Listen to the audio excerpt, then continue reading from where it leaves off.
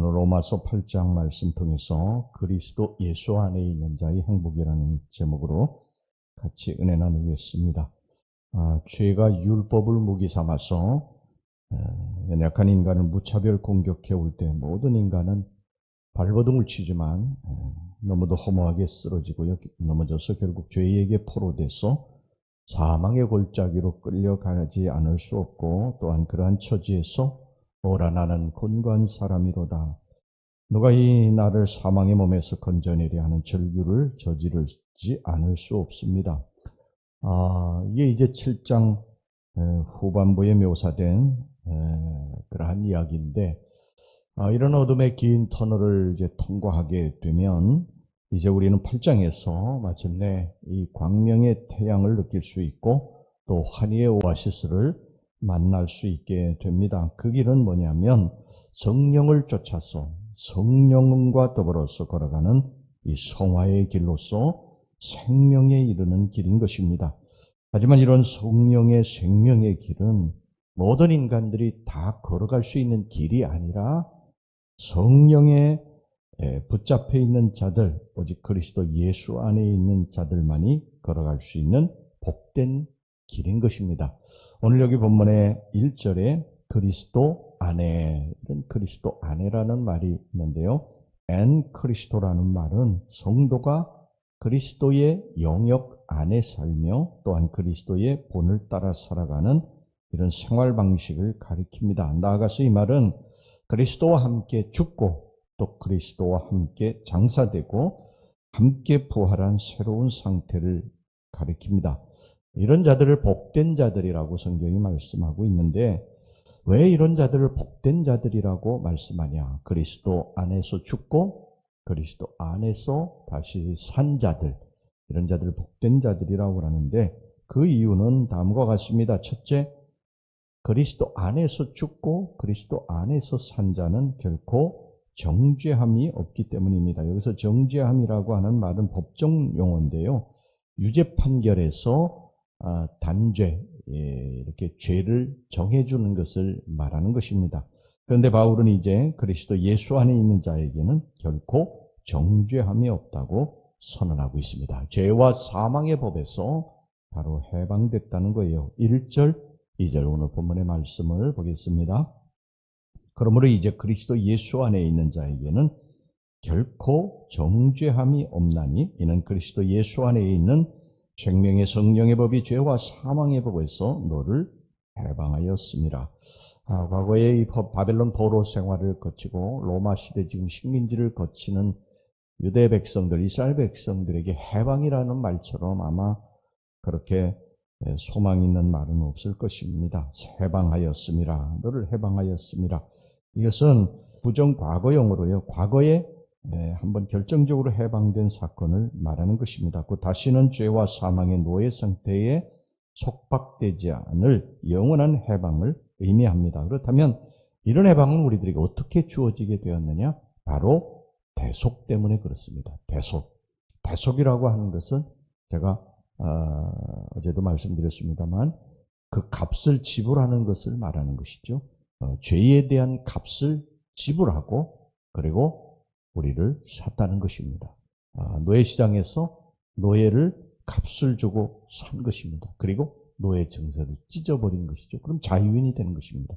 율법에 매여 있어서 그 율법으로 말미암아 정죄되고 멸망의 길로 갈 우리들을 예수님께서 자신의 몸으로 십자가에서 죽으시고 그리고 우리를 위해서 대속하셨다는 거예요. 그 값을 치르셨다는 것입니다. 그리고 우리를 살리셨다는 거예요. 예수님은 죄가 없으신 분 아닙니까? 그런데 죄 있는 육신의 모양을 가지고 제물로 이 땅에 오셨습니다. 3절 말씀 보겠습니다. 율법이 육신으로 말미암아 연약하여 할 수 없는 그것을 하나님은 하시나니 곧 죄로 말미암아 자기 아들을 죄 있는 육신의 모양으로 보내어 육신의 죄를 정하사. 그리고 하나님은 그에게 인간의 이 죄를 정하셔서 십자가에 매달므로써 인간의 모든 죄를 없이 하셨습니다. 즉 과거, 현재, 미래에 걸친 모든 죄악의 짐을 홀로 예수께 지우사 한 번에 영원히 십자가에 못 박음으로써 무서운 죄의 세력을 파괴시켰던 것입니다.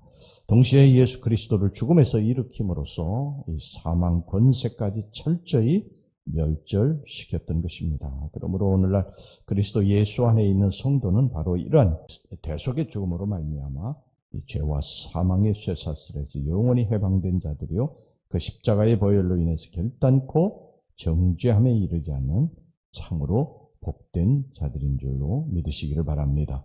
자, 그 다음에 왜 우리들이 그리스도 안에서 죽고 산 자가 이 복된 자이냐? 생명과 평안을 누리기 때문인 것입니다. 성령을 쫓음으로 생명과 평안을 누리기 때문에 복된 자들이에요. 죄와 사망의 법에서 해방된 자들에게는 이제 두 가지 길이 놓여져 있습니다. 한쪽 길은 육신을 쫓아 사는 길이고, 또 한쪽 길은 성령을 쫓아 사는 길입니다. 여기서 육신이라고 하는 것은 이 타락하고 부패한 모든 그러한 인간성을 총체적으로 가리키는 말이죠. 비록 성도가 이 죄와 사망의 법에서 해방돼서 그렇게 하나님의 거룩한 영적인 그러한 존재가 됐다 할지라도 육신은 아직 남아있기 때문에요. 육신을 통해서 계속 죄의 유혹을 받게 됩니다. 바로 여기에 이제 성도들의 영육의 싸움이 있는 것이죠. 아직도 우리들은 육신을 입고 있기 때문에 영을 쫓아 살아야 되는데도 불구하고 육신을 쫓아 사는 경우가 참 많습니다. 그래서 계속 이렇게 갈등하고 영육의 싸움이 있는 것이죠.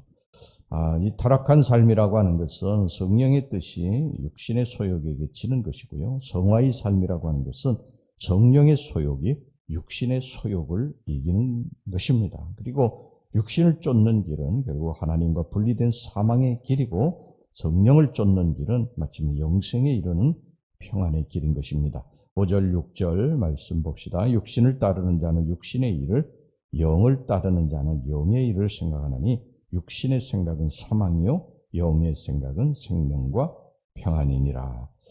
바울은 본문에서요, 성령이라는 말을 8번 이상 언급하면서 참 성도라고 하는 것은 어떤 사람이냐? 마땅히 성령을 쫓아서 살아가는 그러한 삶이라는 것을 말씀하고 있고요. 그것을 우리들이 따라 살기를 간곡히 권면하고 있습니다. 우리는 육신의 길을 미련 없이 버리고 성령의 길을 쫓아 살아야 됩니다. 성령의 길이라고 하는 것은 보혜사 성령님을 쫓아 살아가는 길이죠. 인도함을 받는 길입니다. 그러므로 무엇보다도 먼저 보혜사 성령이 우리들을 마음속에 모시고 살아야 되고요. 그리고 우리 마음속에 있는 보혜사 성령이 인도하시는 그 길을 우리들이 순종하며 따라가야 되는 것입니다. 우리 마음속에도 육신의 소욕이 있어요. 내 마음대로 살기를 원하는 그런 마음이 있는데, 성령의 소욕이 우리들의 마음속에 그것이 잘못됐다고 하는 것을, 그 길로 가면 안 된다고 하는 것을 말씀할 때에 그 뜻을 접고, 그리고 성령의 뜻을 따라 성령의 소욕을 따라서 성령의 인도하심을 받고 살아가야 되는 것입니다. 그때에 우리들은 복된 길, 또 성령께서 축복하시는 그 길로 걸어가게 될 줄로 믿습니다. 자, 그 다음에 세 번째, 이 복된 자가 어떤 자냐면요, 하나님의 양자가 됨으로써 하나님의 후사가 되기 때문에 우리들이 복된 자라는 말을 듣게 되는 것입니다. 우리가 보혜사 성령님의 인도하심을 받아서 한 걸음 한 걸음 성화의 삶을 살아갈 때 성령님은 그러한 우리를 하나님의 자녀로 증거해 주십니다. 그래서 우리는 하나님을 아빠, 아버지라고 부릅니다. 여기서 아빠라는 말은요, 아람어로 아버지라고 하는 뜻입니다. 우리와 똑같이 어린아이가 아버지를 친근하게 부르는 말이죠.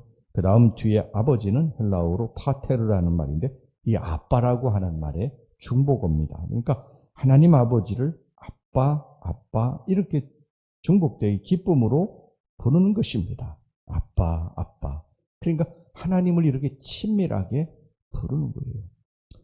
여러분, 우리가 죄와 벗하고 죄를 따라 살면 하나님 무서운 분으로 우리들에게 늘 다가옵니다. 그래서 우리가 죄를 짓게 되면 자꾸 숨게 되는 거예요. 교회를 멀리하게 되면 우리도 자꾸 숨게 됩니다. 동산나무 그늘에 가서 아담과 하와도 죄를 짓고 숨었지 않습니까? 전에는 한 번도 그런 일이 없었는데 죄를 짓게 되니까 하나님의 낯을 피해 숨게 되는 것. 이게 인간의 본성이에요. 근데 우리가 성령을 쫓아 살게 되면 하나님을 아빠 아버지라고 아빠 어린아이들이 부모를 부를 때 아빠 하고 이렇게 친근하게 부르는 그런 자녀들처럼 그렇게 된다는 것입니다. 우리가 하나님과 멀어지면요, 하나님은 굉장히 두려운 존재인데 하나님 앞에 늘 기도하고 하나님 앞에 영적으로 깨어있는 사람은 하나님을 아빠 부르는 아이처럼 그렇게 친근하게 다가갈 수 있게 된다는 것입니다. 여러분, 예수 그리스도는요, 본질상 하나님의 아들입니다. 예수 그리스도는 우리 성도들은 여기 보면 양자고요, 그 다음 아들입니다. 자, 15절 말씀 보세요. 너희는 다시 무서워하는 종의 영을 받지 아니하고 양자의 영을 받았으므로 우리가 아빠 아버지라고 부르짖느니라. 예수님과 우리는 하나님을 한 아버지로 모시고 있는 복된 가정의 자녀인 것입니다. 그러니까 예수 그리스도가 맏아들이고 우리가 예수 그리스도와 연합된 우리들이 그 다음에 자녀들이라는 거예요. 저와 여러분들이 하나님의 자녀인 것입니다. 하나님의 자녀가 되면 이제 두 가지 일이 남은 것이죠. 하나님의 자녀답게 살아가는 것. 우리가 하나님의 자녀답게 살아가면 하나님이 우리를 책임지실 줄로 믿습니다. 하나님이 우리를 책임지실 것입니다. 우린 자녀입니다. 자녀. 하나님의 자녀가 된 것입니다. 그러니까 하나님이 우리들의 삶을 책임지실 줄로 믿습니다. 여러분, 자녀와 노예의 차이는 엄청난 거예요. 노예에게는 의무만이 있습니다. 강요된 노동, 이런 의무만이 존재하지, 권리, 특권은 전혀 없어요. 근데 자녀에게는 특권이 있습니다. 특권. 부모 자식 간에는 사랑과 애정과 신뢰가 있어요. 부모는 자식에게 주어도 아깝지 않습니다. 무엇을 주어도 아깝지 않아요. 무엇인가 자꾸 주고 싶은 것입니다. 하나님은 우리를 자녀 삼으시고 이제 사탄의 노예에서 하나님의 자녀로 만드셔서 우리들에게 무엇인가 계속 주기를 기뻐하십니다. 여러분, 우리가 이제 하나님을 우리의 아버지로 부르는 거룩한 하나님의 자녀가 됐으니 하나님 앞에 부지런히 간구하시기를 바랍니다. 아버지 앞에 간구하지 못할 게 뭐가 있습니까? 아버지가 주실 수 있는데. 우리 하나님을 아버지로 부르면서 하나님께로부터 상속받을 것을 많이 누리시는 여러분들이 되시기를 주의 이름으로 축원합니다. 기도하겠습니다. 하나님 아버지, 우리가 그리스도와 함께 죽고 함께 장사되고 함께 부활한 복된 자들인 줄로 믿습니다. 하나님이 복된 자들은 결코 정죄함이 없고 생명과 평안을 누리고 하나님의 양자가 돼서 후사가 되는 줄로 믿습니다. 이런 복된 자 성령의 길로 성령의 인도함을 받고 살아가게 주시옵소서. 예수님의 이름으로 기도하옵나이다. 아멘.